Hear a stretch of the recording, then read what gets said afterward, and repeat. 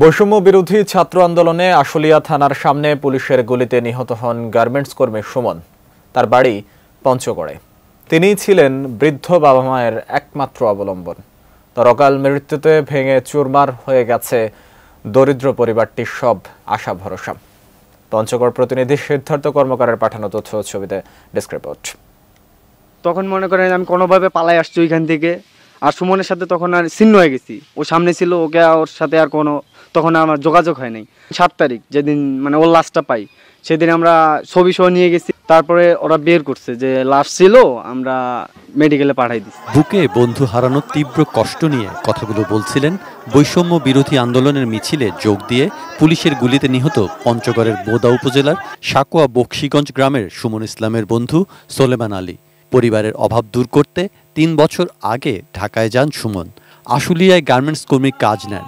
নিজে চলার পাশাপাশি টাকা পাঠাতেন গ্রামে থাকা বৃদ্ধ বাবা মাকে। ছাত্র জনতার দাবির সাথে একাত্ম হয়ে যোগ দেন আন্দোলনে। 5 তারিখ চূড়ান্ত বিজয়ের ক্ষণে ঘটে যায় মর্মান্তিক ঘটনা। 3 দিন পর সুমনের গুলিবিদ্ধ মরদেহ মেলে ঢাকা মেডিকেলের মর্গে। আমরা আমার ভাইকে হারাইছি, এই কষ্ট সহ্য করার মতো না। শিয়া বাটার ও ভিটামিন ই সমৃদ্ধ lily glam beauty soap. Lily always beautiful. এরকম করে যেন আর কোনো ভাইয়ের বোনেরা ভাই না হারায়।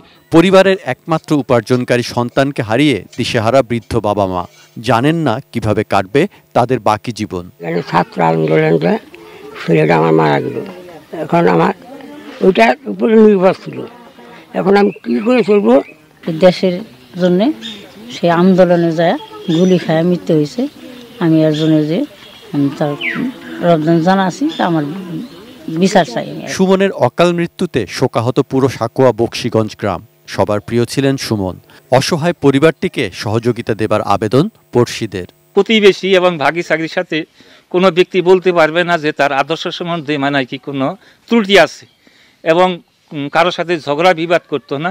শুধু সুমন নয়, দেশ থেকে বৈষম্য দূর করতে যারা প্রাণ হারিয়েছেন নৈতিকভাবে পাশে দাঁড়ানো প্রয়োজন মনে করেন সুধীজনরা।